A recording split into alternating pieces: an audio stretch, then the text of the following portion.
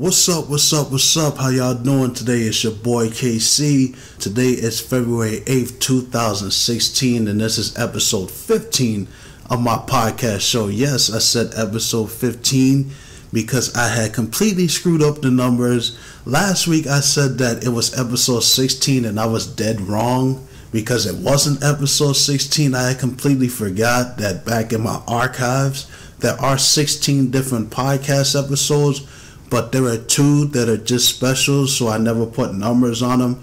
So I had an episode of KC Reviews where I reviewed Jake the Snake Roberts' Pick Your Poison, the DVD. So that wasn't a numbered episode, that was just something I did on the side. And I also have a interview that I did with Jamie, aka JF Noxus. You gotta check out her channel. She does Let's Plays of old school video games to new school. So I didn't count that as a number either. So last week was episode 14. I apologize for that. I wasn't thinking about it. Last week was episode 14. This is episode 15. You know what grinds my gears? Dudes that wear skinny pants, skinny jeans, whatever the hell y'all want to call them. People want to talk about it's a style. I do not give a damn if it's a style or not. How the hell are you going to come out the house wearing your little sister's shorts and you want to try to act all tough? It's funny, these thugs that come out there with these tight ass pants and you're supposed to get people to feel afraid of you? Are you serious? Who the hell is going to be afraid of a guy that wears tight ass pants? It looks so damn fruity, man, and I just be laughing at these dudes. I'm like, girls can't possibly, you ladies could not possibly find that attractive with these guys walking around there with pants tighter than you wear. I mean, what is up with that? That's what grinds my gears. On to the wrestling portion of my show where we talk about wrestling for the wrestling fans. Raw last week was another boring show. I know, I'm sorry I have to say it, but it was another boring show with the same matches that we see damn near every single week. The same format that we see every week. We had Sasha Banks versus Becky Lynch, which really wasn't even a match. Like, it really didn't go that long. It started off with Sasha Banks coming out for an interview time, talking about how bad she wants the Divas title. I love this girl. I hope they really do something with her. I hope they put the belt on her because NXT used her right. But Team Bad came out with Cameron and Tamina, and Sasha Banks was talking about how she wanted to break away from that and that she was going to do this on her own. And at first, these 2 ladies, Tamina and Cameron, objected to it. They wanted to stick by their boss. So then the match goes on with Sasha and Becky. And before you know it, Tamina and Cameron attack Sasha Banks. Becky Lynch made the save. No more Team Bad. Thank God, no more of these high school BFF teams. It's time for every girl to have their own story. And I gotta point this out. I like Tamina to a certain point, but this girl is dead in the water. She's dead in the water. She hasn't done nothing since they broke her away from the Usos, and they had that little skit with Santino Marella where she had a love interest in him. She hasn't done anything since then. She's not that good of a wrestler. Out of that ONeil family tree where The Rock comes from and the Usos and Roman Reigns, she's the worst.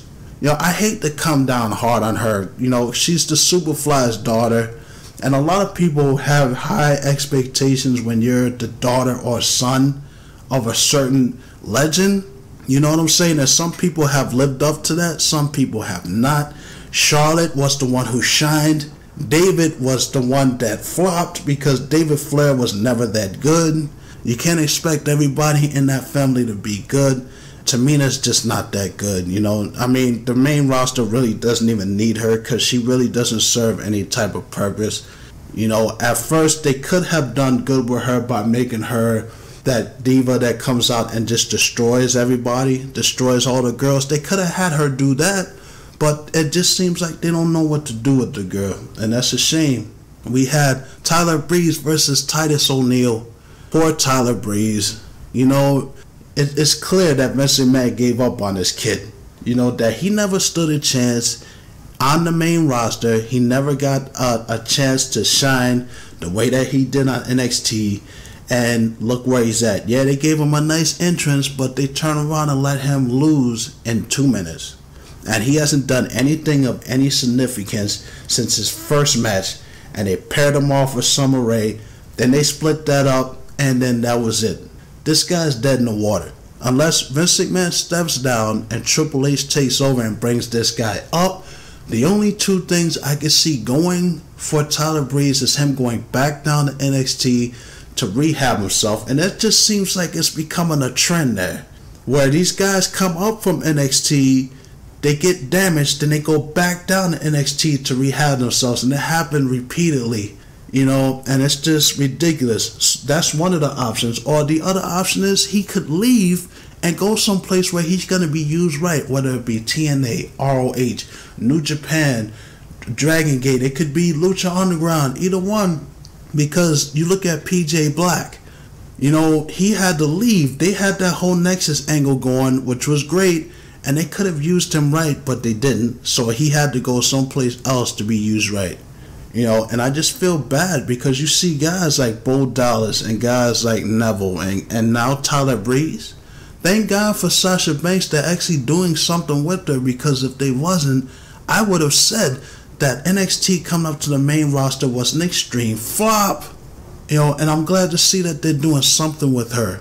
And they need to do something with Tyler Breeze. I mean, you're not going to put the world title on him. I'm not saying you should, but he should be more relevant than what he is. It's just ridiculous. We had another Kevin Owens versus Dolph Ziggler match, where Dolph Ziggler, they threw him a bone and they finally had him win. Now, I've had enough talking about Dolph Ziggler. That's a lost cause. Dolph Ziggler, they had their chance to rehab this guy and build him up. It just looks like they have him slotted in a certain point.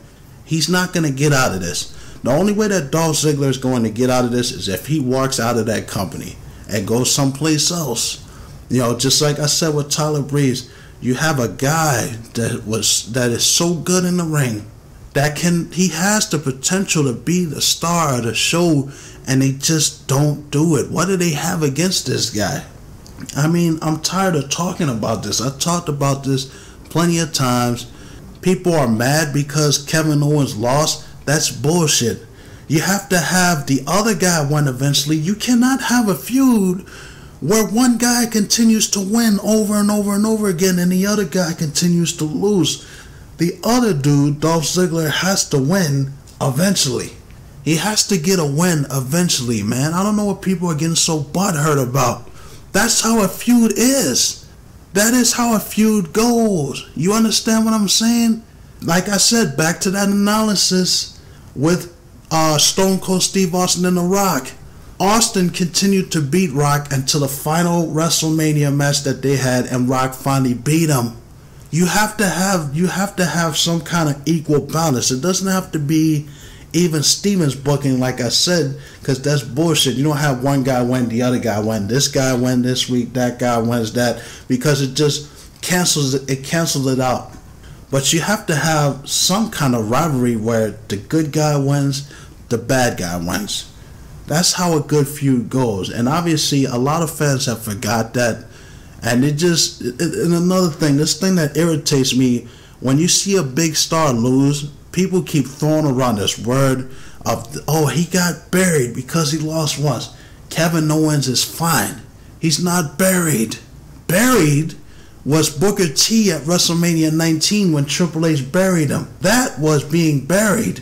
That whole program that went under when Triple H came out with that racist promo, just tearing down Booker T. People like you don't get to be world champion. And then they go on to have Booker T lose. Now, in a story like that, you would think that the good guy would win and Triple H would lose. That's the way I thought it was going to go, but it didn't go that way. Booker T lost. He never got a rematch. That is a burial. Kevin Owens losing to Dolph Ziggler is not a burial. Give me a break. I wish people would stop with that. We had almost an altercation between Dean Ambrose and Brock Lesnar. Dean Ambrose was telling Brock, I'm not afraid of you. You know what I'm saying? And Brock let him live. I don't know how that happened. I guess Brock was like, whatever, who are you? Now they really gotta do a good job of building up Dean Ambrose. Even though he's gonna take the losing fall in that #1 contenders match, they have to make him look like a serious threat. They did a lot of damage to this guy. Some people don't think he needs to be in that match because what has he done? What has he done? What did he do to be in the world title picture? Nothing. Yeah, he's the Intercontinental Champion, so what? That Intercontinental title means absolutely nothing. Dean Ambrose is not being used right. We all know it. Dean Ambrose has the potential to be one of the biggest stars, if not the biggest star in the company, if they would just get the machine behind this guy. I'm so sick and tired of him not being used right. He shouldn't be on the Intercontinental level. He shouldn't be on the Intercontinental level going up against guys who are mid-carders. Excluding Kevin Owens, because he's not a mid-card. He's that high to high card type guy. But they're not using Dean Ambrose. He has the ability. The guy is a great wrestler. He's a great talker. What do they have against this guy? That's what I'm trying to understand. They need to use him right because you don't have that many people. There are a lot of guys that are out hurt right now. And though I feel Dean Ambrose would be a better heel than he is a babyface, why can't they even it out? Like last week I was talking about getting Samoa Joe up there. Why don't you just turn Dean Ambrose and let him be that son of a bitch heel that he used to be? I can see that going down where he turns on Reigns in their match against Brock Lesnar, the triple threat match. You could get Dean Ambrose the #1 contendership, and he's the #1 contender for the title. And if you want to put the belt on him for a couple of months, I could see Dean Ambrose against Triple H. You have Triple H drop the belt, or you could just have Triple H give him the title, because that was the plan all along, for Dean Ambrose to become a corporate member. And you can have him be a despicable heel versus Reigns in the WrestleMania. That I would much rather see that than Triple H in the main event. You know what I'm saying? They could have done that. I don't see them doing that. They're gonna go through with Triple H versus Reigns because that's just how it is. At the end of the night, it was not the end of the night, but there was a match between the New Day, Reigns, and Dean Ambrose. Dean Ambrose and Roman Reigns won, of course, because they have to be strong, and Roman Reigns barely loses anyways. So they win that. Brock Lesnar comes down. The New Day jump both Ambrose and Reigns, leaving them out for Brock. Brock gets a hold of Dean Ambrose and gives him an F5. And Brock, as the beast that he is, he stands tall. So all in all, the show was pretty bad. It was pretty boring. A lot of plot, a lot of things that went on. The Big Show match, I didn't give a shit. That's why I didn't say nothing about it. It's nothing special. You know what I'm saying? I'm not one of those guys that be like, oh, the Big Show is boring. The Big Show, I'm going to say this. The Big Show is an entertaining guy. He can do whatever you want him to do. He can be a heel. He can be funny. He could be a babyface. He can do all of that. But people are just sick and tired of seeing him and Kane every single week. They're hogging up the limelight. They are. Where there are other guys that should be in their spots now. These guys have had their time. They had their time to be the champion repeated times. They've had their share of WrestleMania moments. And people are just sick of them. I enjoy the Big Show. I'm just tired of seeing the guy every single week on the TV the same way that it is with John Cena. That's why it's a breath of fresh air to actually see Roman Reigns in the main feud. Because for that long stretch of 10 years, it was always John Cena in this, John Cena in that. And I was getting so sick of it. That's why I started to get turned off from wrestling. I started going from watching it every single week to only watching it once a month. Because I knew what was going on without even watching the show. John Cena was going to be in the main event. As crazy as it sounds, I was right 95% of the time. John Cena will find his way into the main event, and they gotta stop doing that. I wish that they would go back to rotating wrestlers out like in the old days.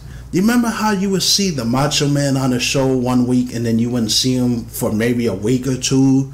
You know, you would bring in somebody else like the Warrior or Hogan. Hogan wasn't on every show. Can you imagine if Hulk Hogan was on every single wrestling show, WWF show that they had when he was on fire? Hogan would have burnt out much earlier than he did. A lot of fans would have got sick of him very, very quickly, seeing Hogan on everything.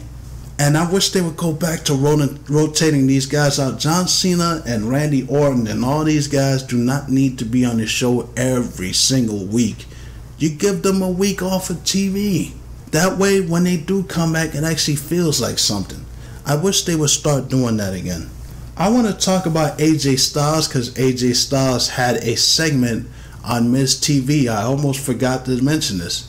And you know, The Miz, nobody gives a shit about The Miz. I'm sorry. He's irrelevant. He's garbage. He does nothing for me. He does absolutely nothing for me. I don't care if he was a former world champion. That was bullshit, and we all know it. So, you had an interview of him giving fake praise to AJ Styles, running down all his accolades and all that. Then The Miz begins to be the dick that he's always been and just run AJ down until AJ hit him in the mouth. And I enjoyed every second of it. I was like, AJ, please knock this guy out and please save us from this boring segment. You know, so that's what went down with that. They need to keep AJ strong. They have to keep this guy strong. We don't need AJ feuding with The Miz. That's the last thing I want to see, and a lot of other people should see. This guy is a made man. This guy is one of the best wrestlers in the world. We don't need him feuding with The Miz because nobody gives a shit about The Miz. The Miz is a low-card guy who barely wrestles. And they had a match on SmackDown in which AJ legitimately broke the guy's teeth. I'm sorry that happened to The Miz. I don't want to see that happen to anybody. But it is what it is. We need to, right now he's feuding with Chris Jericho. But we need to see some more. We need to see AJ. I want to see AJ feud with guys like Brock, with Rollins when he comes back.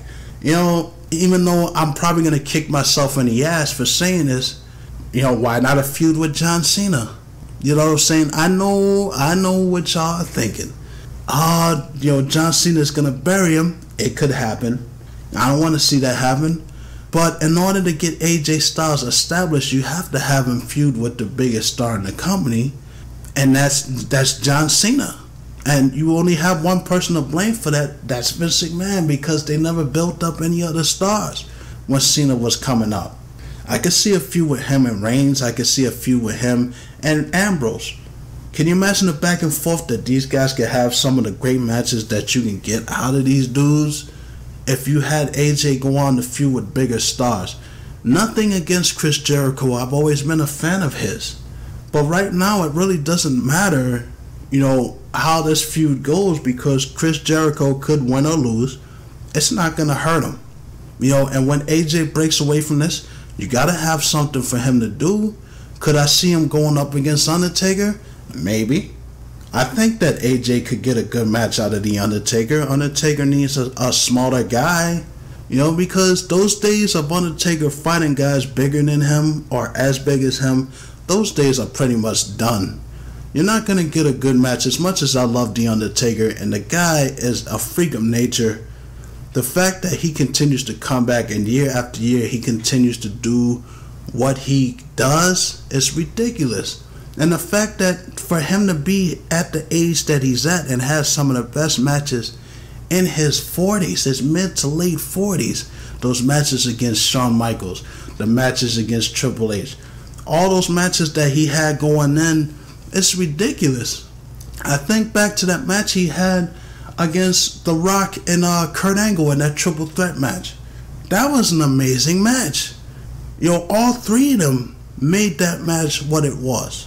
You know, and I'm forever a fan of The Undertaker. I'm always going to be a fan of his. But he needs to be in there with someone who could kind of carry him through the match. You know what I'm saying? Undertaker is always going to do what he does. He's going to carry his half of the match. but he needs somebody in there to make him look good. We don't need another match where he's trying to make some other big guy look good, because Undertaker's a little older now. He's a little slower than he used to be. So I could see a guy like AJ or a guy like Ambrose or a guy, even like, you could bring somebody up from NXT. Somebody that's good down there to feud with the Undertaker. That would be pretty cool. Why not? But if AJ is going to have a next feud, don't plug him with guys like Kane or the Big Show. I don't want to see that shit. Nobody wants to see that shit. You got to get AJ out there and you got to keep him strong. You got to make him a potential contender. You don't have to put the belt on him, but make him a threat for the belt. Now I'm not going to complain if they put the title on him. That would be pretty cool. I'm not against that.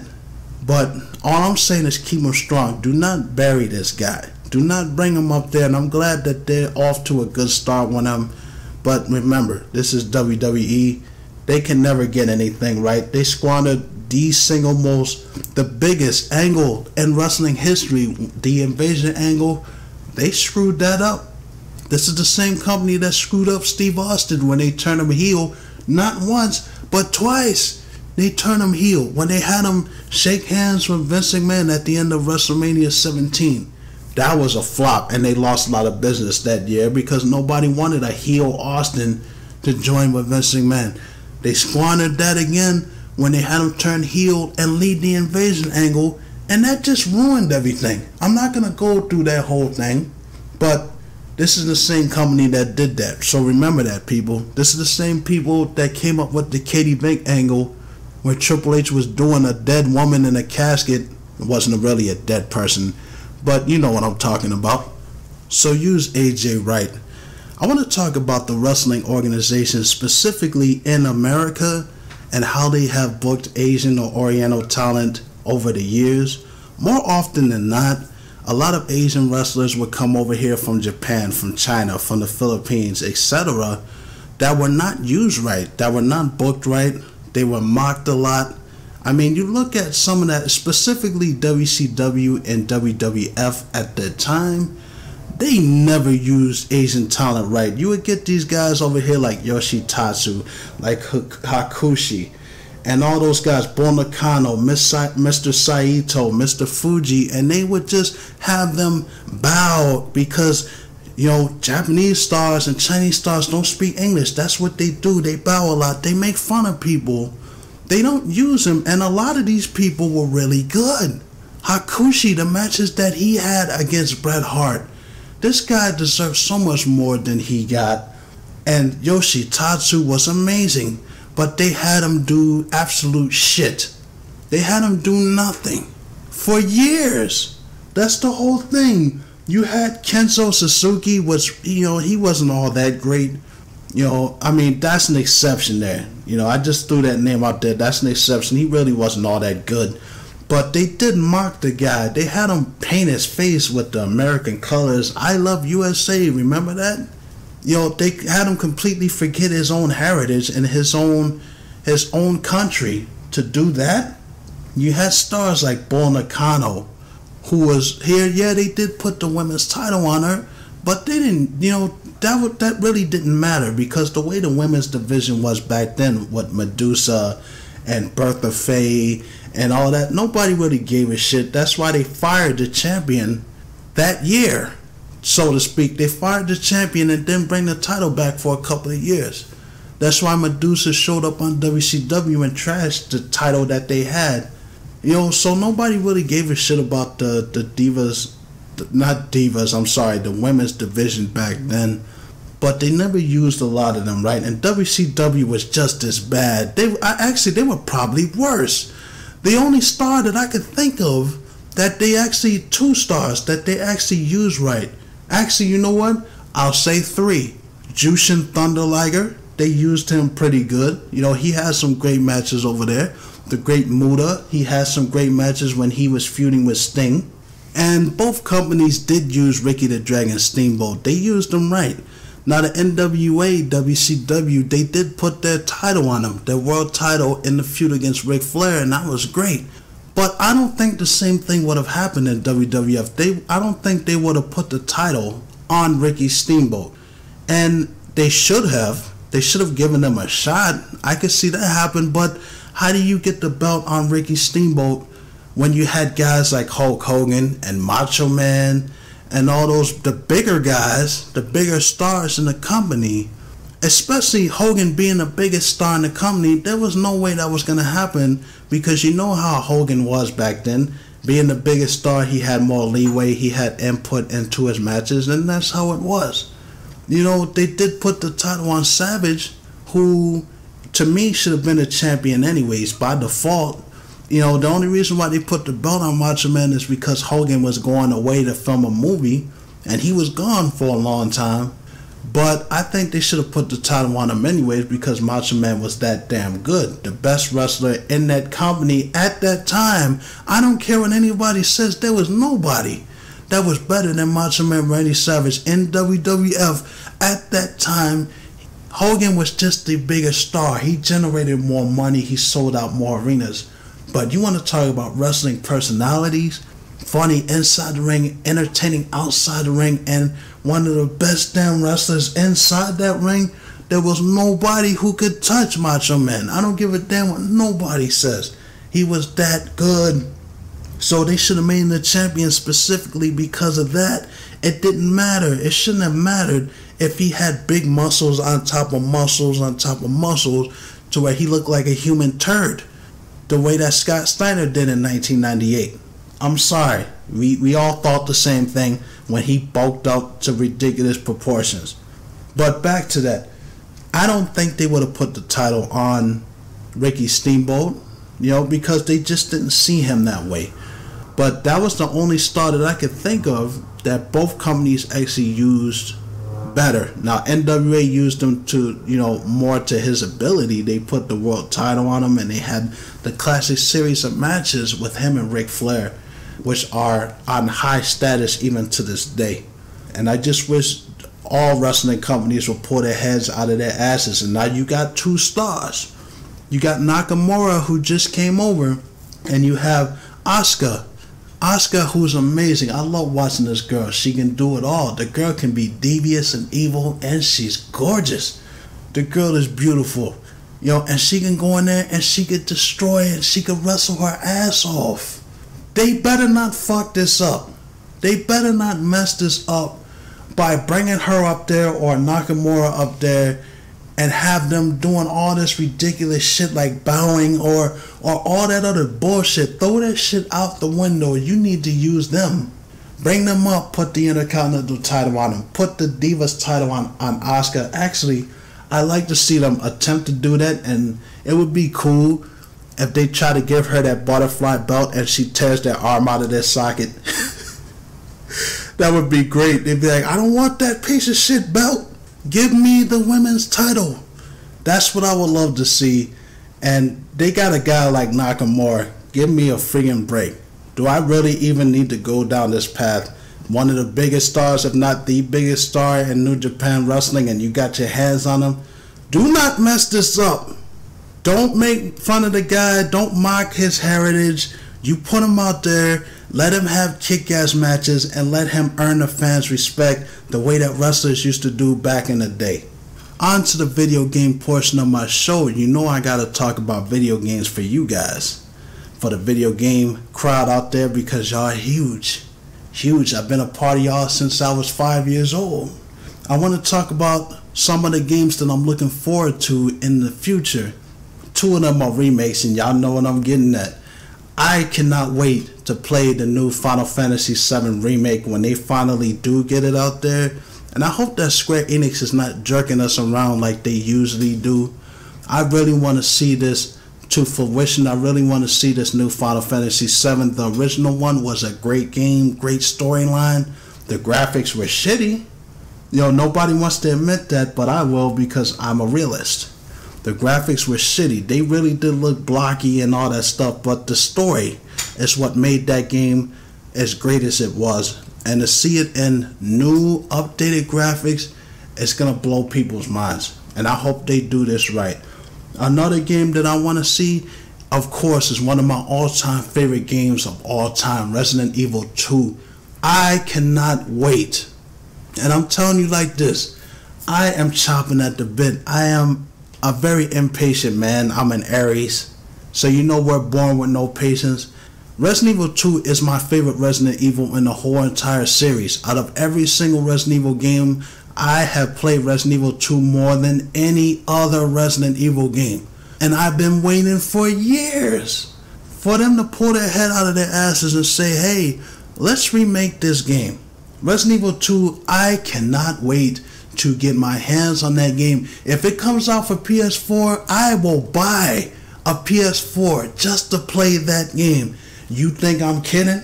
You talking to the same guy who bought the GameCube just to play the remake of the first Metal Gear Solid from PlayStation. Metal Gear Solid Twin Snakes. If they come out with that, whether it be the end of this year or next year, I will go out and I will buy a PS4 that day and I will get the game. Guaranteed. That's how much I want to play that game. I love Resident Evil.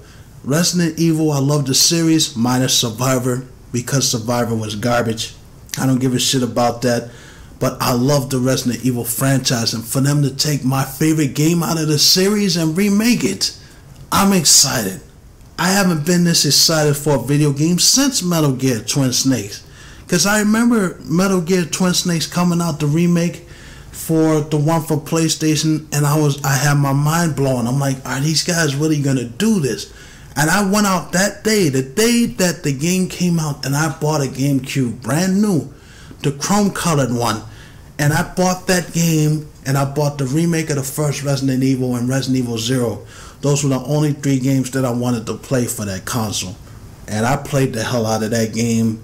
And I want to see more of this, because this is making me feel like that kid again that I was growing up to, where I couldn't wait to play the next Mortal Kombat, the next Street Fighter, you know, the next Metal Gear, the next Resident Evil. You know, I love that.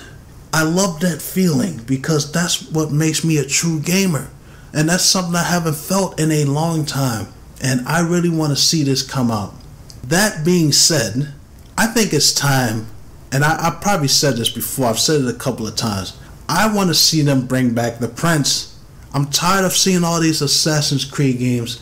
We need another Prince of Persia game. They cannot leave us off at the Forgotten Sands. That was a great game, a short game, but it was a good game for what it was worth. It's been a long time. We haven't had a Prince of Persia game since 2008. That's how long it's been. That was the last game until they started making the Assassin's Creed, and they just completely abandoned it.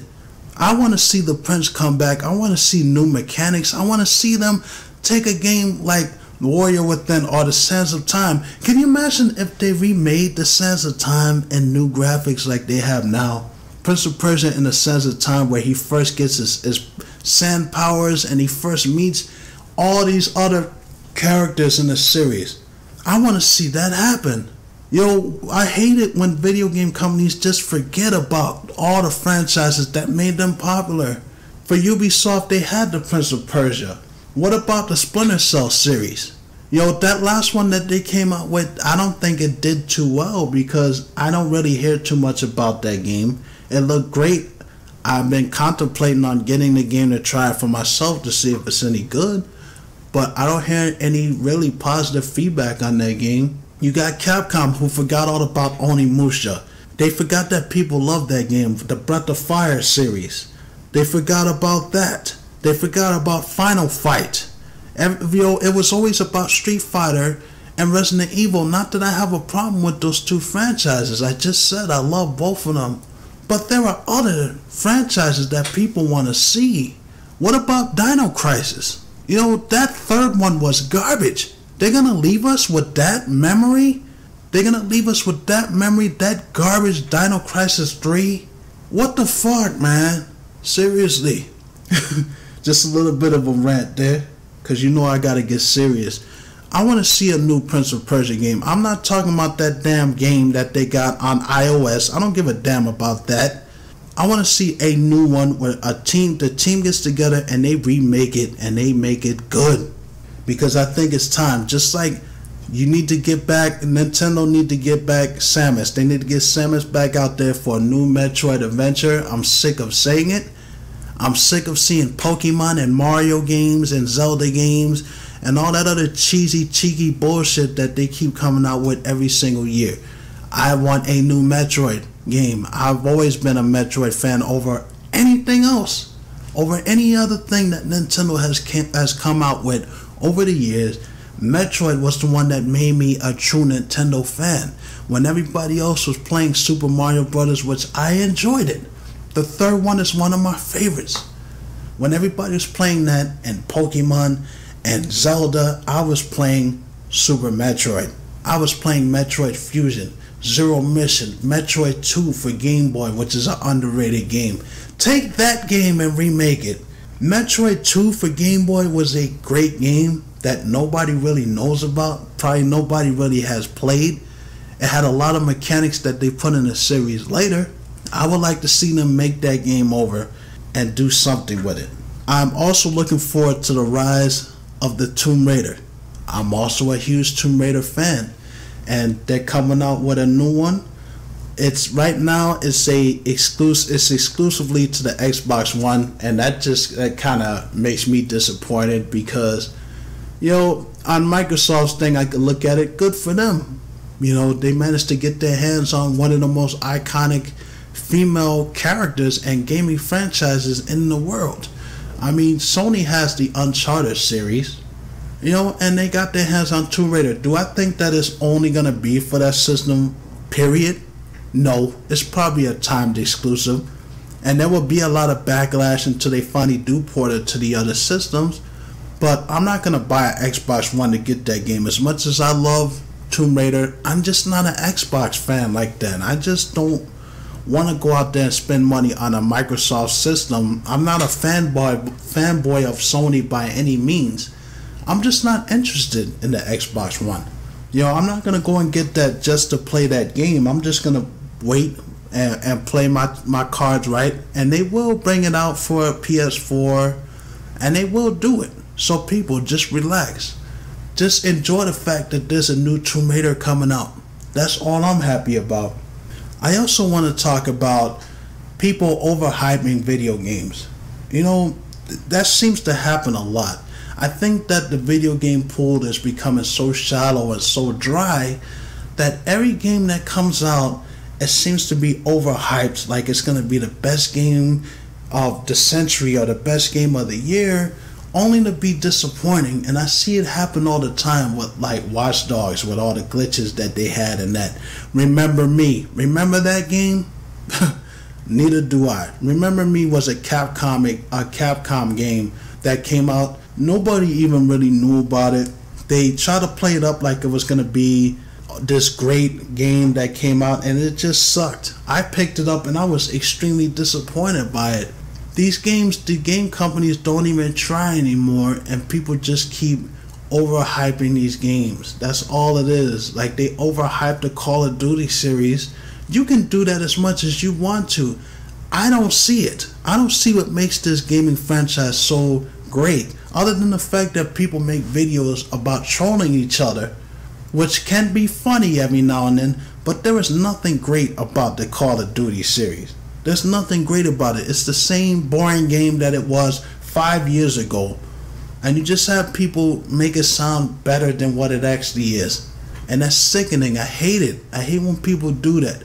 The video game of the week is a game maybe a lot of people haven't played, but I played the hell out of it when I was a kid. It's called Dragonball Z Legends. It came out for PlayStation 1 and it came out for Sega Saturn.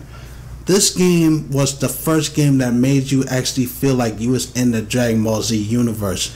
It's the first game of the Dragon Ball series to have 3-on-3 combat, and it takes you through the whole series from the Saiyan Saga all the way to the end of the Buu Saga. You have all the characters in the game from that point. The way that this game works is you can switch between characters. Like if you're Piccolo, Gohan, and Goku, you can switch between those characters.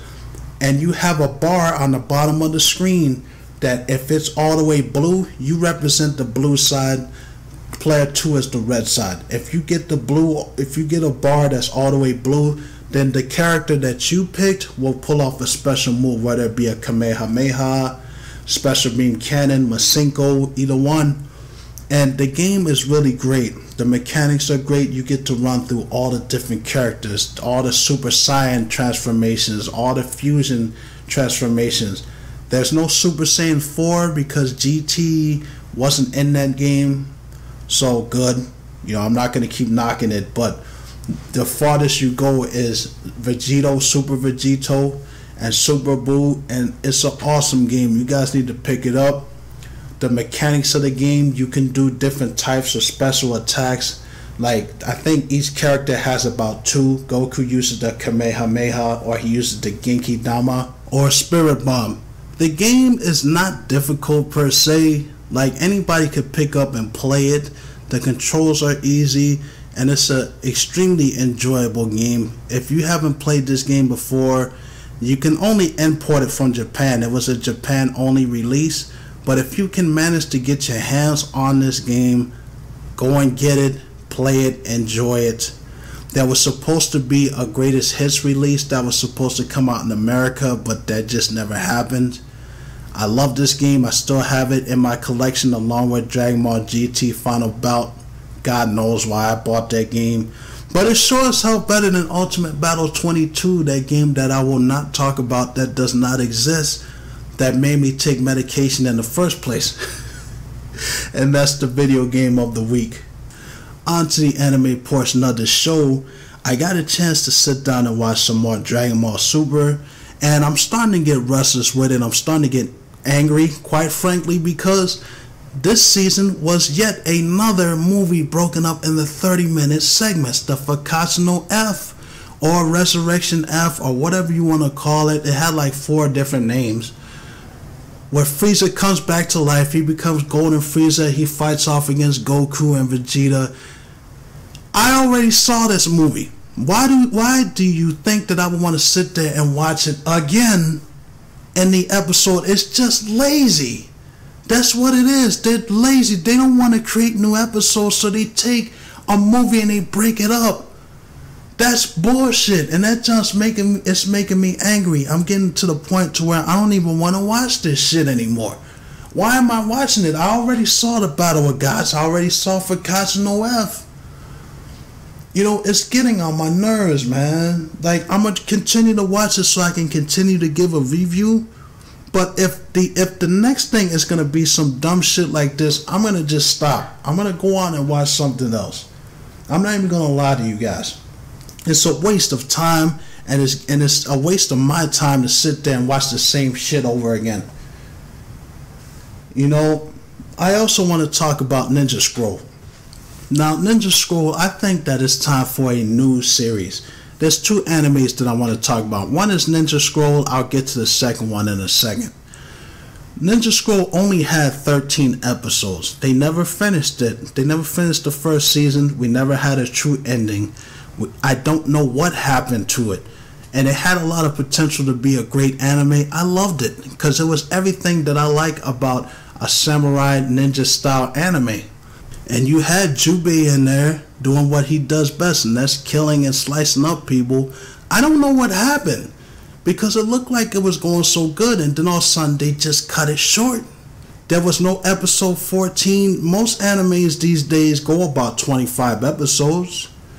And I would like to see them come out with something new. I think it's time for that, because the Ninja Scroll movie was awesome. I love it. It's one of my favorites. And the series, when I heard about them coming out with a series, I was excited. And then they cut it off. I don't know what happened there. Another series that I would like to see make a comeback is Fooly Cooly. Because Fooly Cooly, or Footy Cooly, as they say in the anime, it only has 6 episodes. And 6 episodes was not enough for me to actually understand what this thing was about. It took me years to understand what Fooly Cooly was about. I'm dead serious. I'm like, what the hell is going on there? I mean, from what I can make of it, it's about this kid named Naota who has a portal inside his head. He doesn't have a brain there.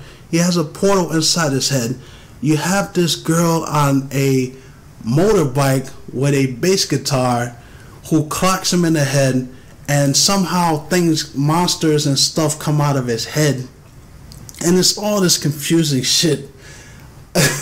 It's so confusing that I don't even care. I just like it. I would like to see them come out with some more episodes.